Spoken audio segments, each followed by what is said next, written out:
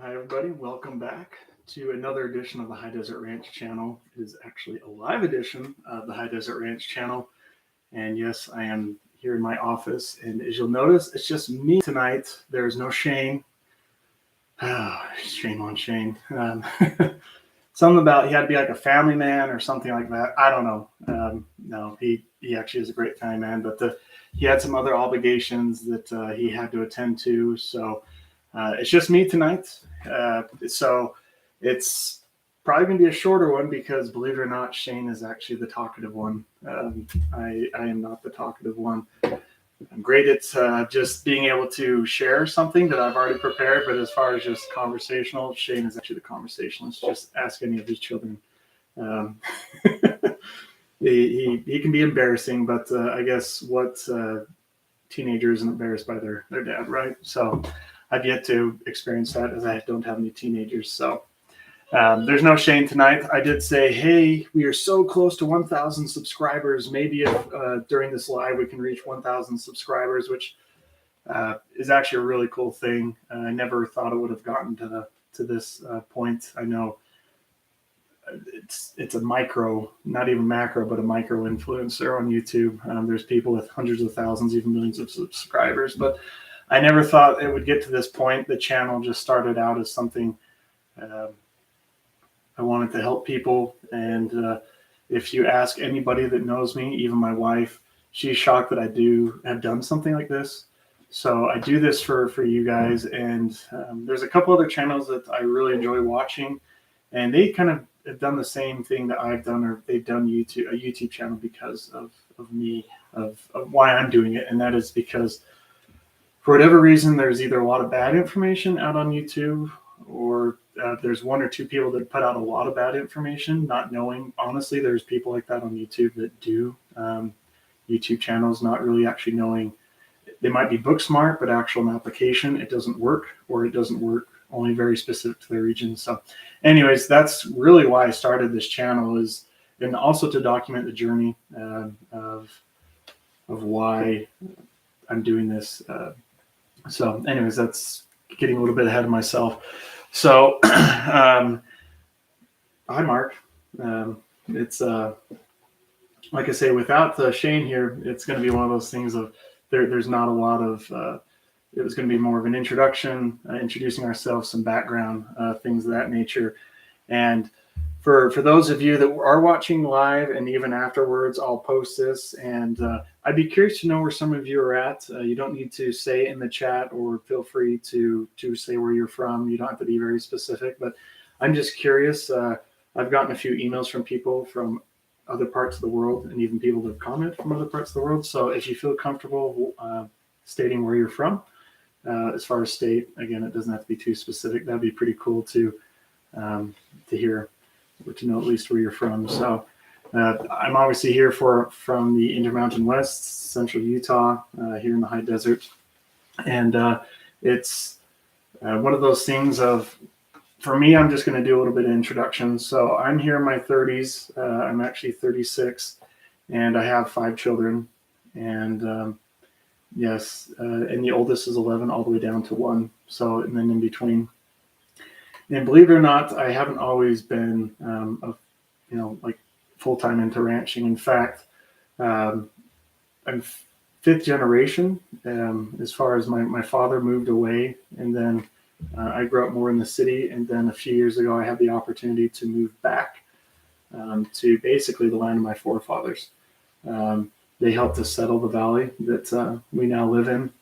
And there was them, my family, and then several other families that actually, there was what they call the Black Hawk War with the Indians here. And once all that was settled and a treaty was signed, the governor of the state of Utah actually gave several hundred acres to my early pioneer ancestors to settle this valley. And that land still remains here in the family name even to this day. So for some of you, like Mark, I see you're from North Carolina. Your history goes back now 400 or 500 years. But as far as for around here, it's about, what would that be, 1857? So about close to 170 years worth of history. So for around these parts, as far as European settlers, our family has been around pretty much since the beginning. So, so because of that, my grandfather passed away in 2014 and or 2013. Anyways, my sisters are going to kill me if they watch this. They're really good at dates, but 2013 or 2014 is when he passed away, and the land just kind of went fallow. The ranch, there wasn't much going on, and so when I moved down here a few years ago with my family out of the city, it's always been a dream of mine. I'd come in the summertime to help my grandfather and stay and help, and but my father, believe it or not, he actually he wanted nothing to do with the farm or the ranch. And so it's one of those things of, he just shook his head when he learned that I was moving here with my family out of the city to get away from the city, but then to do what I can to revive the family farm ranch. And so it's just been a goal of mine. It's very tough. It's not easy. In fact, this is probably the wrong time to be getting into agriculture, if you ask most people. And it doesn't take a rocket scientist to figure that out. But for me, it's preserving that legacy, the sacrifice. Like I say, it's a harsh climate here. In fact, for some of the people, they think of super cold areas, which, don't get me wrong, places like the Midwest, North Dakota, Wisconsin, Minnesota, those kind of places, they do get cold, but consistently, believe it or not, there's where we're at, and then one other place up in the northeast corner of the state of Utah, borders Wyoming. We rival each other for the coldest continuous in the lower 48. And in fact, the coldest place besides here on record is up in Alaska. Go figure. We've reached 69 below zero. And so anyways, it's again, not to discount other parts of the country getting cold, but we get cold here. And the summers are hot, but not super hot. But because of the lack of pollution and the elevation, it actually can burn quite easy. And where I have very fair skin, being of Danish ancestry and even Scandinavian, very fair skin, I burn easy. And so the sun is a little bit more intense than even other parts of the state of Utah or lower elevations, depending on where you're at. So yeah, it wasn't easy. I marvel as I do things with modern technology and tools. And I look at all these old fence posts that were put in over 100 years ago. All that was dug by hand. And we're also known for the potatoes that we grow around here, not the famous Idaho potatoes, but the big rocks. We just call them potatoes here in this county. Super rocky here too, where you can't farm with fields. The rest is just absolute rock. And in fact, you expect 20 or 30 dump truck loads when you excavate for a house. So it's probably the only place I know of where they just have rocks piled up front in front of new construction with a freeze sign. They're beautiful rocks too, perfect for landscaping and retaining walls. So anyways, I'm rambling at this point, but if you do have any questions, please leave them in the comments section. I'm more than happy to answer them. This is kind of an open forum as well, especially with Shane not being here. And for a few of you who are joining new, if you feel comfortable, feel free to introduce yourself. I'm curious to see where people are watching this from. It's humbling to me to be able to receive emails from people or comments saying how much I've helped.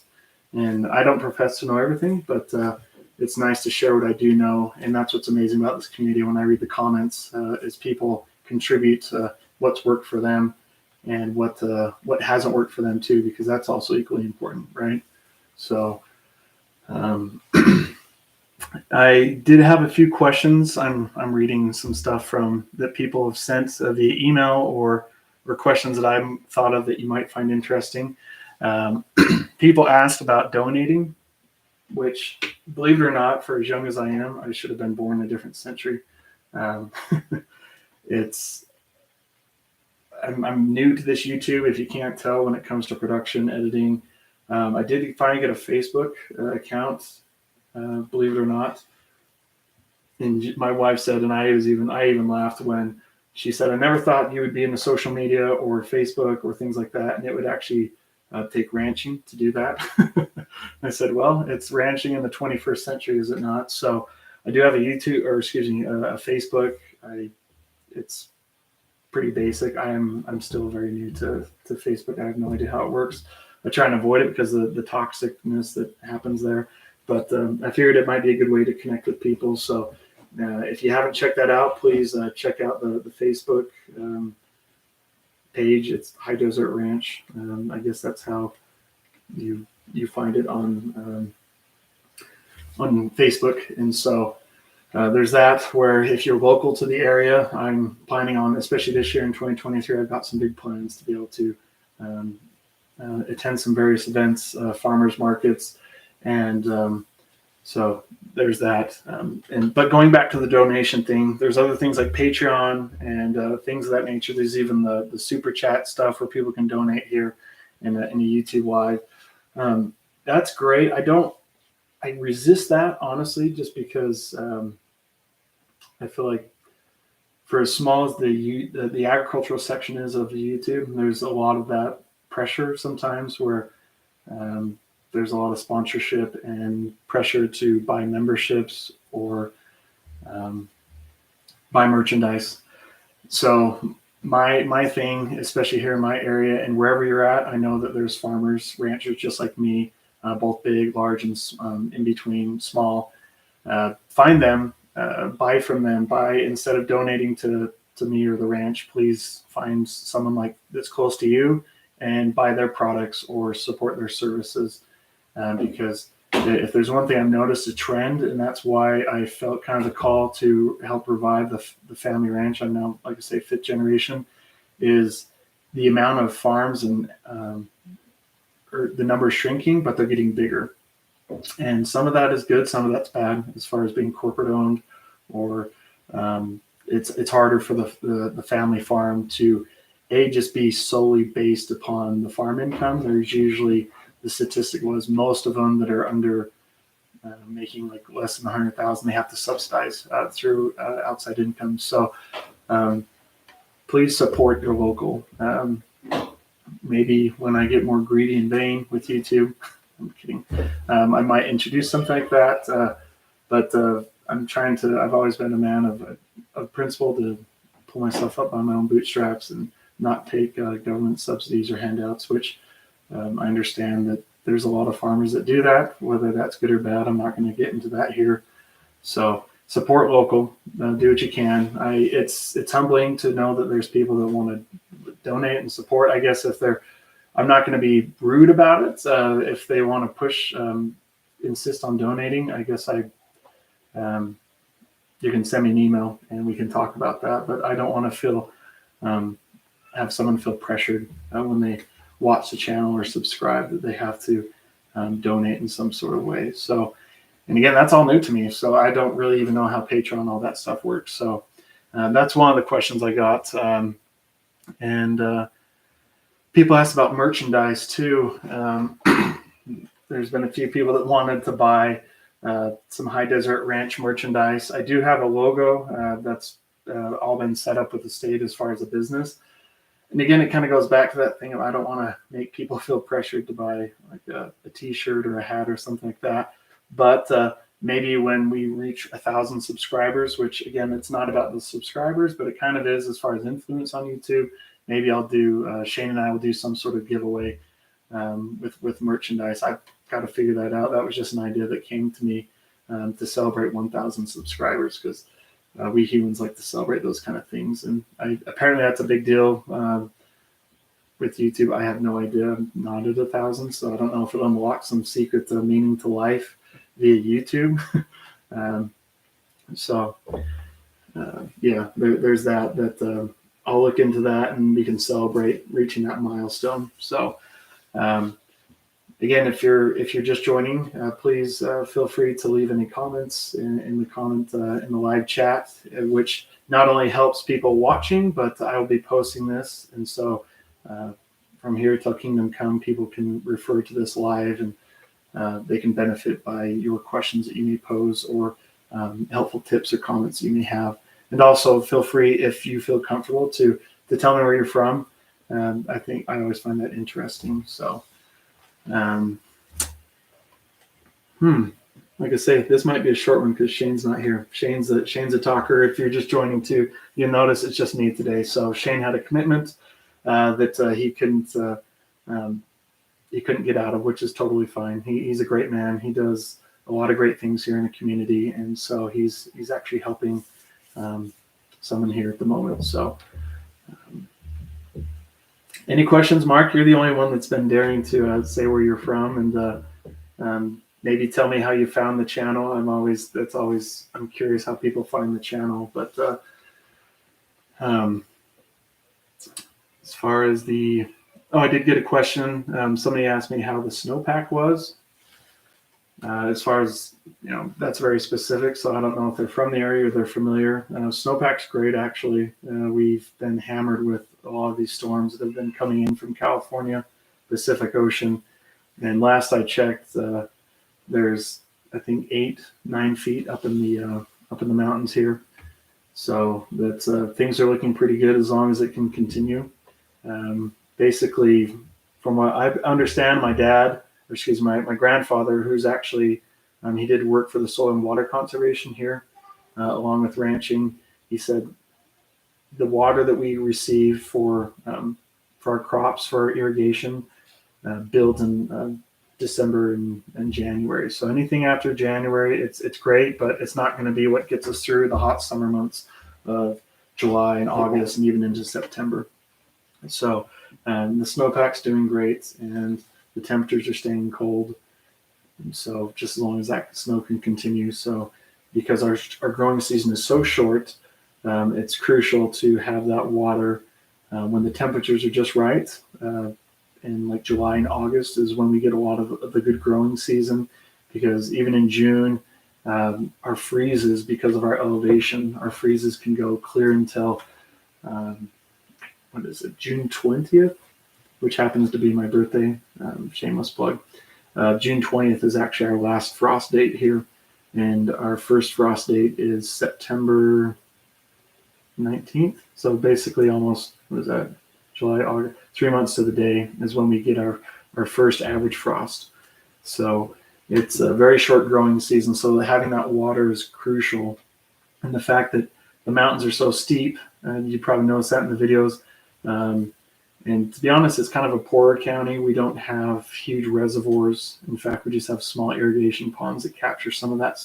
As that snow melts, it captures it, and then whatever we don't use goes down the river to other communities.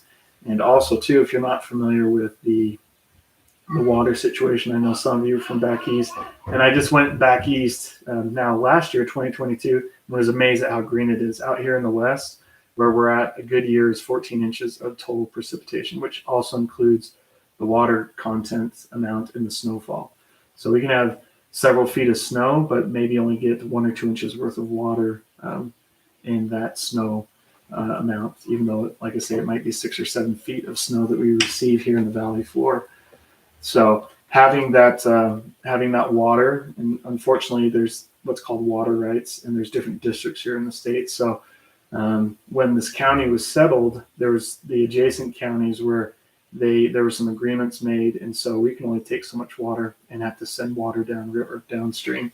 So unfortunately, when the snowpack is really melting off the mountainside, we can't store that water, so it gets sent on down the river. But there is something in the works apparently concerning getting some greater water storage. So boring stuff probably that you don't want to know on a live, but someone might find that interesting. It's just some of the things we have to deal with here out in the high desert, where even though it's beautiful and it's not as hot as, say, an actual like Death Valley deserts, there's still quite a few issues that we have to work with. So Mark says, I found you looking through hog raising videos on YouTube. That's awesome. Yeah, I find that that's kind of what's happened.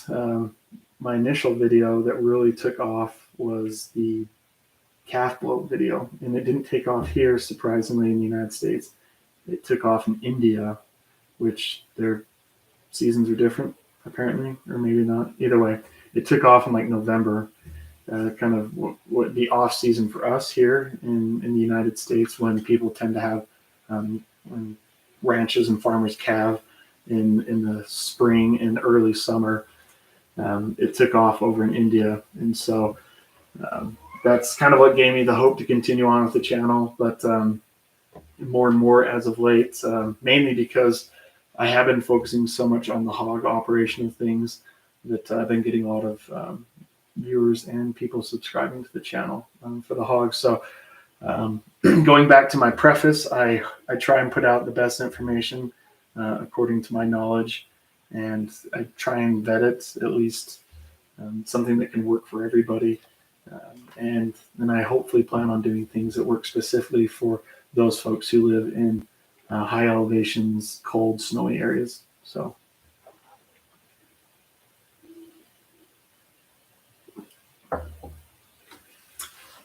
Tyler Wrench says, do you have a recommendation for hog pens for just 2 or 3 hogs? Feed them out. It's really nice. Yours are really nice, but they can be made cheaper to be used for only 3 months. That's a great question. I guess I'd answer your question with another question. Is this like a one-time thing or something that you're going to be doing for a few months out of the year and then get more hog, like another piglet or 2 in the spring? Probably one time. Well, if you have bare land, I would say probably some cheap paneling and like a hot wire. Or when I say paneling, like even fence, if you have like some field fence or that woven wire fence, depending on where you're at in the country is what they call it.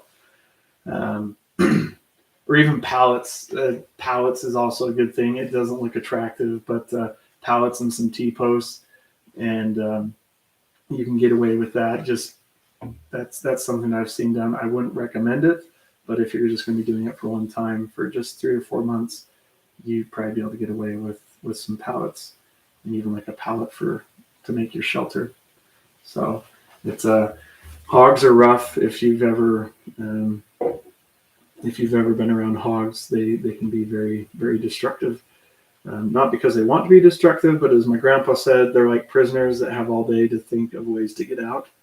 And so kind of for us, it's been one of those things of when our first batch of hogs that we had they were approaching 300 pounds. Both Shane and I, we told ourselves, all right, this is where we're going to see the quality of our pens. We're going to see what they're really made of. And surprisingly, they've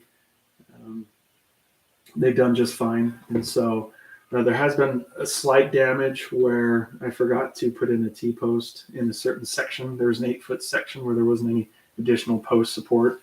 And the boar and the sow, they must have got a little excited, and they did bend that the cow. We actually used cattle panel on that portion. So they bent that a little bit, but that was only because we didn't have any support. And so after the fact, I went in and put the T-post, but the damage had already been done. So hogs are just rough if you're going to be doing hogs like consistently and more than just one time. The stronger and the more stout you can build them, the better. It's going to save you a lot of headache in the long run, especially if the hogs get out. That's the last thing you need, especially if you have neighbors. If you have neighbors and you own hogs, and you don't build a stout pen, you're going to be having some very upset neighbors that soon become enemies. Because if you're gone away at work or something like that, or even if you just, for an hour, the hogs get out and you and your neighbor don't notice, they can do a lot of damage depending on how many hogs you have. So they just naturally like to root and tear things up. So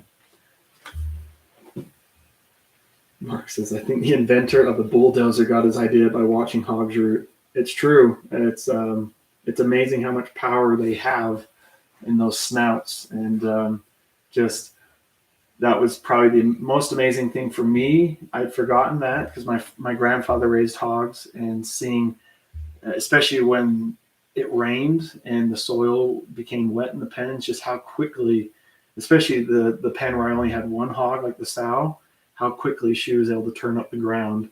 And I had some pictures, but they didn't quite do it justice. But it'd be flat one day, and then the next day he'd come back after a rainstorm in the morning to feed, and she'd have the entire pen just completely rooted up and mounds everywhere. Yes, they must have taken that frame of a hog and built it mechanically with a bunch of steel and iron and those caterpillar tracks. But so I don't know if that answers your question, Tyler, but that's what I would recommend. You could even go as cheap as pallets or some woven fence with some T-posts, and definitely recommend some hot wire if you're going to do that, especially as they're getting out to topping weight at 250, even if you're going to push them to 300, and put it about. I haven't done hot wire, but it's anywhere from, I've heard, about 18 inches off the ground. That way, when they root, it doesn't short out the wires. So I guess basic electrical too is how that works. And definitely you want to train them when they're young.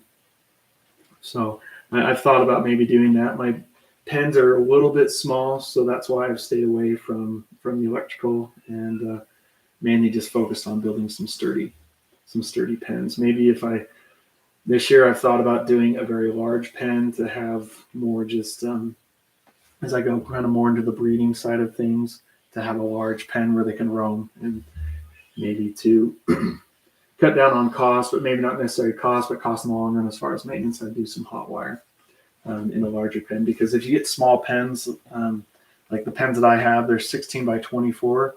That's getting a little small, especially if you're going to have more than 2 hogs per se, just because once they learn, they stay away from that fence, from that hot wire. So if you have something very small and confined already, it just restricts more of their space.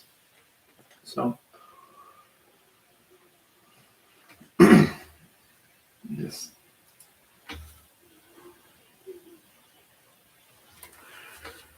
So any other questions? It's again, if you're just joining, you'll notice no Shane tonight. So he said, we hit 1,000 subscribers, maybe he'll join us on the next live. Believe it or not, Shane thinks he's shy, but he really is quite the talker once you get him going. And I was hoping he'd be here tonight, because if there's a guy who has lived the life, because if you're just joining, I transplanted from the city. I did grow up around most of this. Every summer I spent time here on the ranch with my grandfather. Sorry, just my skin's dried out. It's been so cold and dry. Shane he's actually been born and raised on the other side of the mountain here, and so, which, if you think this is a desert, one of these days, I think I've done a video showing some of the scenery over there. It makes this place look like the Garden of Eden. Over here, there's a rain shadow created by the mountains here just east of us, and where he grew up, it is extremely dry. In fact, even the Native American tribes, they just passed through that part of this state. It just was not even settled by the Mormon pioneers. In fact, the only reason why there are settlements over there to start with was because of the mining opportunities, the coal, and then there's some other precious metals, and then later they found uranium, I believe it is. I think uranium for the nuclear programs. Otherwise, it's just super desolate over there. They get half the amount of rainfall that we do. So, but anyways, he's got some amazing stories. So hopefully I can get him next time here and on a live, because he's a guy that I love listening to his stories every single time I'm with him and we have some time together, to get him talking about his upbringing and the stories that. Yeah, he's an honest man. It's hard almost when he says the stories; they almost sound unbelievable. But to know that he's not exaggerating or embellishing, it's pretty incredible, some of his stuff. So maybe we can give him some encouragement to get him to come on to the live. So, because believe it or not, I'm not a talker. I have to force these kind of things, and the live's a much different format. So I'm good at preparing things and then somewhat good at delivering through the YouTube videos. So yes, thank you, Mark. In fact, that's how I know you, Mark, is through Chris, Homesteading the Hard Way. It says, for any of you who might be listening to these lives, I found that it's good to read some of the questions, so you can, depending on how long these lives are, you can listen as you do work or drive or something like that. Mark says, tile check with Chris at home saying the hard way. He has some pens built from hog pen wire as well as panels. He says this is what his daddy used. He says they were cheaper and work pretty good. So yes, check out Chris home saying the hard way. He's I cede to him when it comes to hog knowledge. What is he, or Mark? He's like 5th or 6th generation since time and memory began. Basically, his family there in North Carolina has been raising hogs, so he is a man that knows his stuff when it comes to hogs. But so going on 30 minutes here on the live. That's kind of what I was figuring for time. With Shane here, we probably would have been hard pressed to be done in under an hour. So, and I say this because I know eventually he's going to watch this, so I'm not talking behind his back. But anyways, so that's really all I had as far as a live. Just wanting to, now that I've got more of my nights freed up, especially Saturdays, I'll be curious to see just how often I want to do these, and maybe I'll choose a little bit earlier time. Maybe that will work for more people. But if at any rate, I'm definitely going to post these on the channel so that you, whenever you can get around to watching these, you'll be able to enjoy and gather information, especially as more and more people tune in. But I guess it got to be more interesting to get more people to tune in. So that's why I want Shane here. So he brings that fun aspect and some great things to share. I figured you had seen Chris's videos. Robert, as you and he are pretty much on the same page. Yeah, I have seen his videos. I think I've watched all of them. And so sometimes it might look like maybe I'm stealing his ideas, but sometimes when you have, I think sometimes there's truths, there's theories, and then there's absolute truth. And so that's what I try and stay in the realm of, is absolute truth. And if it's something experimental, I definitely try and say, hey, this is an experiment. Not sure how it's going to turn out. And I think Chris is one of those guys, only because he's tried it through and through, either through his own personal experience or what he's been told by either a very knowledgeable neighbor or even family members. So yeah, in fact, one of his ideas, it was the barrels, those feed trough barrels. If you want to talk about going cheap, because if I hate to throw rocks at certain brands, but I bought one from the local feed store here, and they're getting beat up and hammered. And they're great for little piglets, but once you get into the larger, as they just get bigger and bigger, especially like a full-grown sour board, they'll just completely destroy these little auto feeders that I bought for. It's still $175. That's not anything cheap, but there's a few other brands out there. If you're going to be, having something around for a lot of years, you got to spend $700, $800, even up to $1,000, depending on how many hogs you're going to keep. If you want something that's going to last, and honestly, right now, it's the startup costs are already really stretching the budget. So I found that Chris's idea and I even think I gave tribute to him where I got that idea, was cutting those water barrels in half, the 55-gallon plastic water drums, cutting them in half and just wiring those up to the fence. In fact, I put thread all through the barrels and when I cut them in half, and then I even going cheaper, using basically a rough cut 2x4 to spread the pressure out as the hogs pull and do what hogs do in order to help protect the fence. I got that idea from Chris, so that's something that's great, and I found to be super effective. At least here, I know, depending on your set situation, you can get a lot of rain or even snow in the troughs and into your food. But where I feed the hogs twice a day, it's worked out pretty well for me. So, and Chris is a good man. So I would recommend, if you're to check out his page as far as hog videos. I know there's stuff that he's covered that I haven't, just because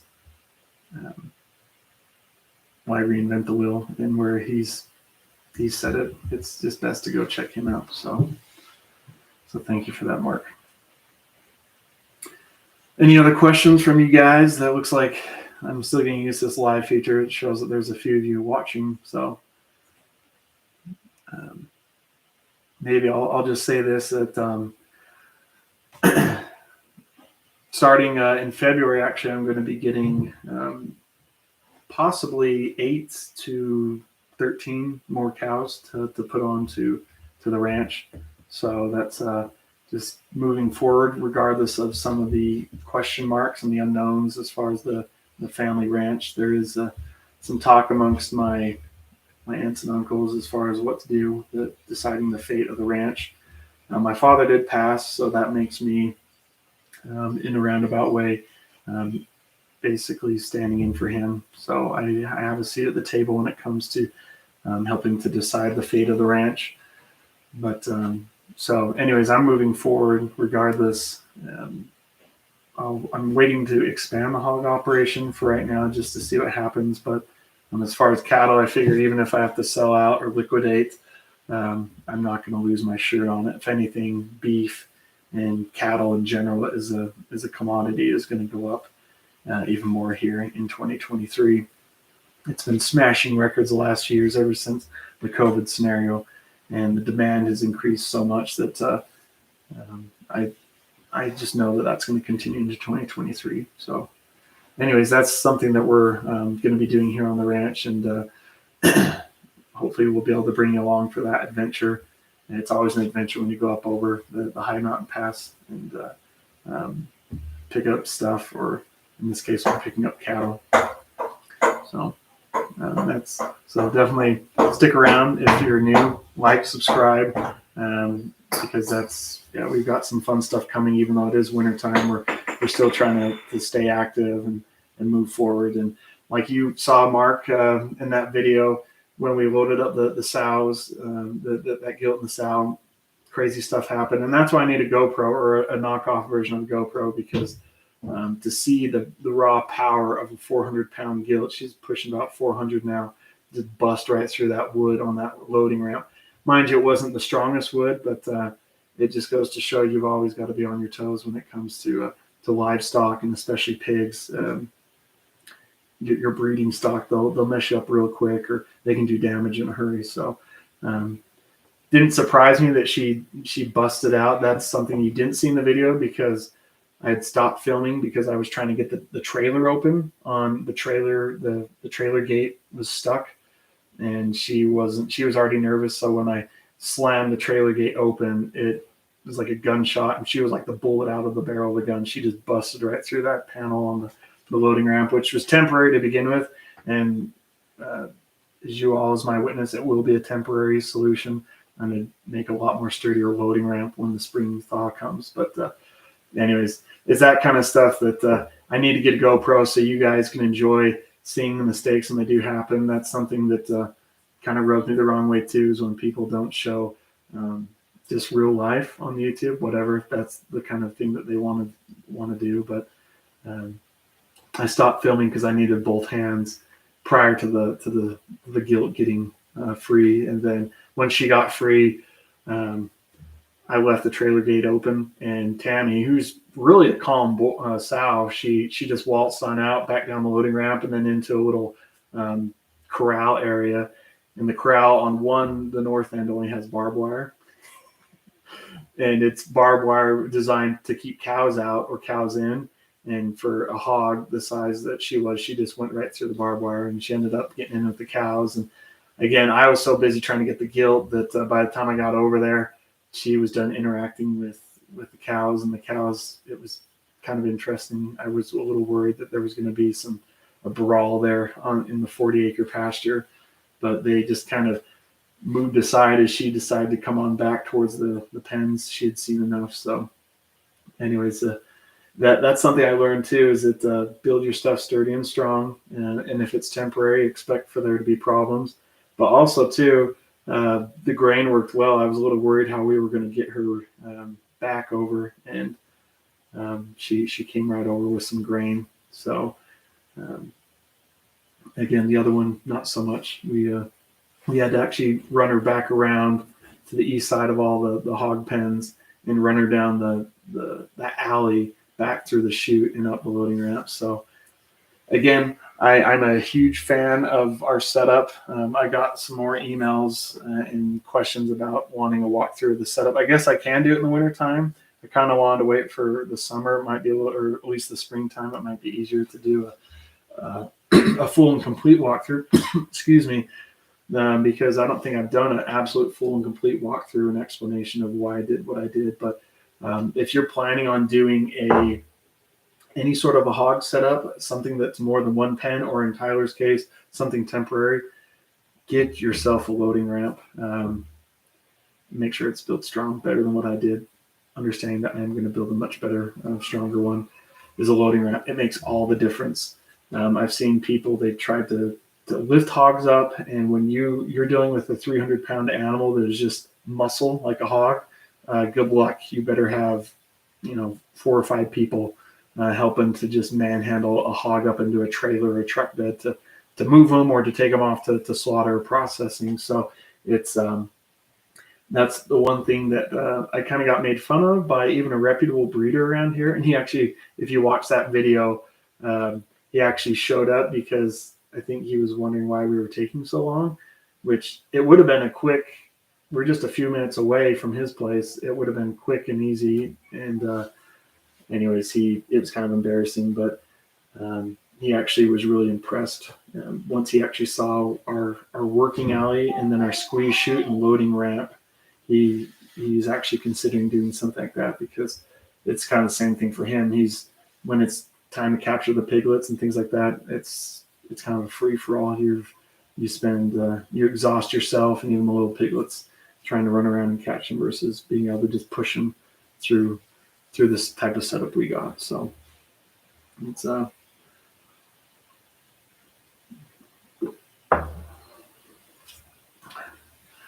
yeah, that's something that we've I hope to not just be kind of pigeonholed with hogs, but also as we continue to add more and more cattle to the ranch, there'll be more adventures that come along with that. So before I get off here, if you feel comfortable and you're new to here to this live, welcome. If you want to say where you're from, that's totally up to you. It's something enjoyable that I like to see, just where people are from. I got an email today from a guy in Australia. He had some questions on some hogs. In fact, I actually need to respond to him back. He did ask about that Excel spreadsheet that I used in one of my videos about breaking down real numbers for hogs, if you can make profit. That was kind of one of the reasons too why I started this YouTube channel, was some of that. I'm just going to say it, basically misinformation. I hate to use that term, but that's really what it was. It's almost not, some of it wasn't misleading, but there's a few channels that I watched, and the thing that bothered me the most was the fact that when I read the comments section, that some of the people, they felt so inspired they're going to quit their corporate jobs and move from the city to the country. And I just shake my head and I'm thinking, no, I hope you're not doing it based upon this one YouTube video. If I'm reading your comment correctly. And so that's why again, another reason why I started this channel. And so that was one of my things that I created when I took some agricultural classes, was that spreadsheet. And the nice thing about it is it's not just for hogs. You can use it for anything. You can use it for hay, cutting hay, whatever it may be, any livestock on your larger operation or your small homestead or farm. And I'm more than happy to make that available to people for 2 easy payments of $99.95. I'm just kidding. I am more than happy just to do that for free. The best way I've found is just to share it via email. And that way there's no problems. I've tried to share it via other methods, but the email is the best way. So whether or not that's a clunky way to do it, I'm happy to share that spreadsheet too. So if you're watching this post live, it's raising pigs for profit. Check out that video, and if you like what you see, I'm more than happy to share the spreadsheet. Just email me at highdesertranch@gmail.com, and I'm happy to share that spreadsheet free of charge. So we got a guy, UP from Salt Lake. Awesome. Well, I'm here, you might already know this, Central Utah, so I'm just about 2 hours south of Salt Lake. here in the mountains. Tyler, Central Utah. Nice. Yep. We might even be neighbors and we don't even know it. That's one thing I've been kind of secret on, is where my location's at. So it's I don't know why I'm kind of secretive, but I'm doing a YouTube channel, but it's kind of now become a game for me. So seeing if people can figure out where I'm at. So you can't participate, Ty, if you're from Central Utah. You might be familiar with the territory. So anyways, Mark Young says, what are your preferred pig breeds? I definitely like the old heritage stuff. I stay away from some of the more trendy stuff. When I go online to buy hogs, I see a lot of the coons and guinea pigs. I'm just kidding. Coons, there's like the IPC. I'm trying to think of some of the other ones. I see a lot of people that sell those. They kind of more seem like pet pigs. But I like the old heritage breeds, your Hampshire, your Yorkshire. You probably saw, I bought a Duroc boar, breeding boar. He's a purebred. The guy got him and 2 other boars out of Missouri. So I'm excited to have that Duroc as part of our breeding program. And then Tammy, the sow that we took to go breed, she's a purebred Tamworth. And so those are probably my top 5 right there. Duroc, Tamworth, Yorkshire, Berkshire. That's 4. Is there a 5th? There's a 5th. I'll remember it. Maybe I already said it, but so why do I like those breeds? Well, if you're looking to get the biggest, most bang for your buck, it's definitely one of those 5 breeds, or one of the old heritage breeds. If you just do an internet search on the old heritage breeds, that's going to be your. There's a reason why they've always been popular, especially if you're going to do on the ground. There's the on the ground, and then there's the ones that are just raised in big factories that are just genetically designed to get as close to market weight of like 225 as fast as possible, with the proper dosage of proteins, just down to the very like minuscule percent.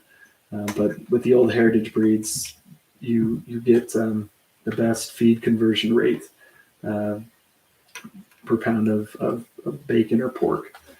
So, and because otherwise you just have a very expensive hobby, which if that's what you want to do, then that's great. Otherwise, if you stick with the old heritage breeds that have been popular since the beginning, you're not going to go wrong. So that's when you're looking for a reputable breeder, that's definitely the type you want to look for. Otherwise, you're just going to have an expensive pet, and that's not pork chops. When you're spending 8, 9, 10 months trying to feed out a hog that's not even hitting 250 after 10 months, you're just losing money at that point. You're better off just buying a hog from somebody else or pork from somebody else. Unless you want to have just a hobby, then do that. So great questions, you guys.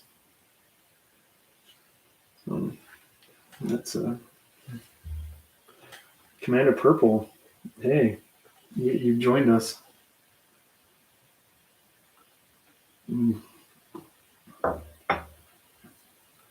Speaking of locations, you asked me for a while about what I thought about the Uinta Basin. Did you ever move there? Or maybe you don't want to say where you're from, but I remember you asked me that question. And the Uinta Basin, if you're not familiar with Utah, is very similar to where I'm at. Cold. It's a basin, so it catches all that cold air, especially from the Uintas. The Uintas that are pushing 14,000 feet. All that cold air just flows right down into to the vernal area, Roosevelt, and it gets very cold, consistently cold. But anyways, didn't mean to put you on the spot. So we're just you've kind of missed all the introduction, but if you have any questions, Commander Purple, feel free to ask. Shane's not here today, so he'll try and join us another time from Reno. Okay. Reno gets pretty cold. There's parts of Nevada that just they get colder than other parts of even like up in North Dakota, the Dakotas area. So it's well, I've got another monitor. Looks like we didn't hit the 1,000. So when we do hit the 1,000, Shane says he'll come. I'm totally kidding. I'm saying that um, to rattle his chain. And maybe we'll celebrate something when we do hit 1,000. Again, it's not about the subscribers for me, but it is kind of fun to celebrate something like that and see what things unlock with YouTube when you hit 1,000. I heard that happens. Obviously, there's the monetization part.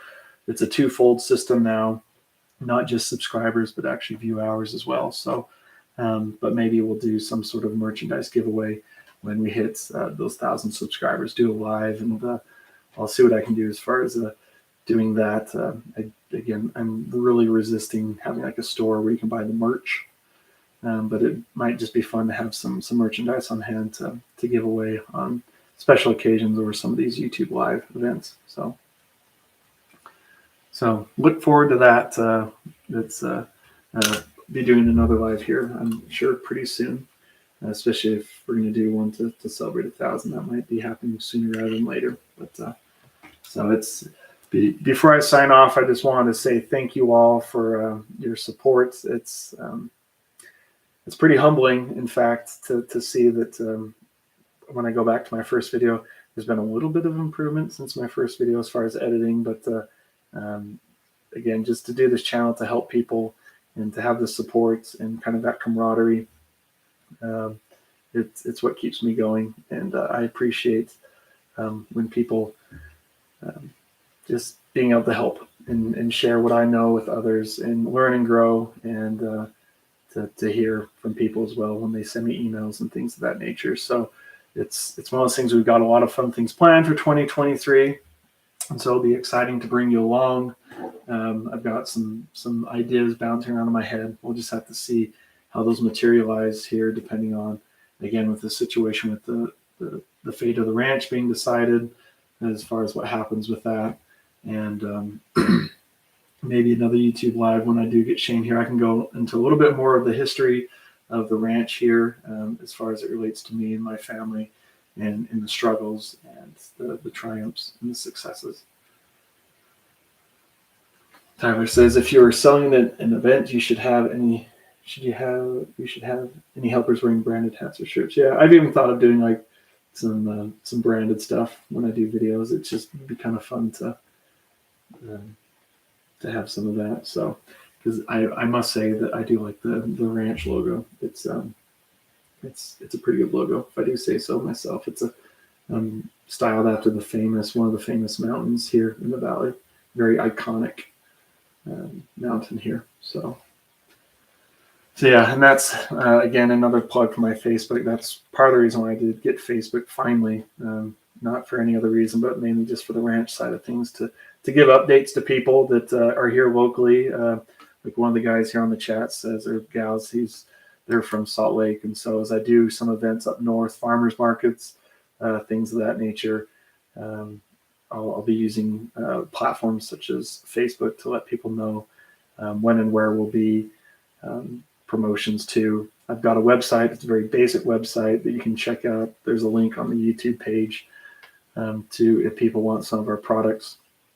And so, yeah, there's going to be that here in February. We're going to have, end of February, we're going to have another batch of hogs ready to go and processed, and beef and chicken will be here later in the year as we process the beef steers that we've been feeding out here in the winter. So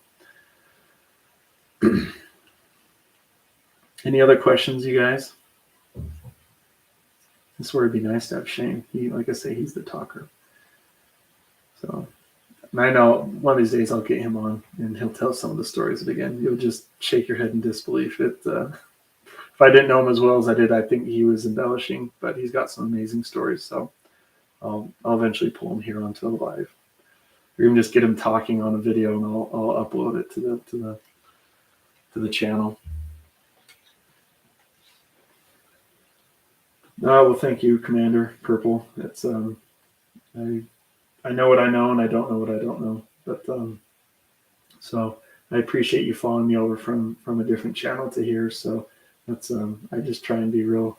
Who I am is what I am, and I try and be just real. So because believe it or not, there's a few people that I didn't even know they're following me from the community, like locally.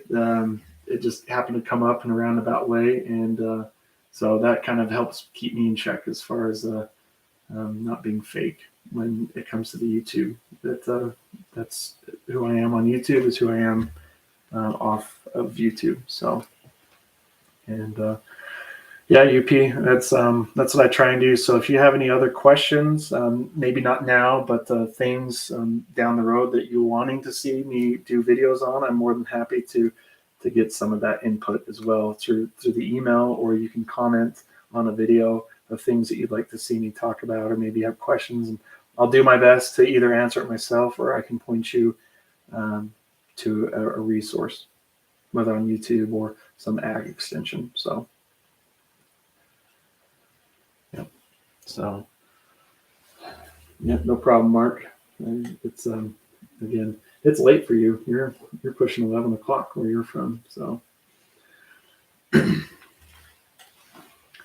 well, I think that's going to do it here for me. It's been a pleasure. Thanks for joining me here on the first YouTube live event here in the high desert of the Intermountain West. It's cold, but it's nice and warm here inside, and it's something like I say, I'm going to keep putting out more videos. So please continue to follow along, and if you're new, please like and subscribe. I'll continue to try and put out the best information possible, and just no spin and no fancy camera angles. It's what you see is what you see, and because that's what I want to help people understand what they're getting into. So, anyways, thanks for coming along, folks, and have a good night. And remember, you only get so many trips around the sun. So decide what you're going to do today and get after it. And I appreciate you coming along. And until the next YouTube live event, this is Robert here signing off from the high desert of the Intermountain West.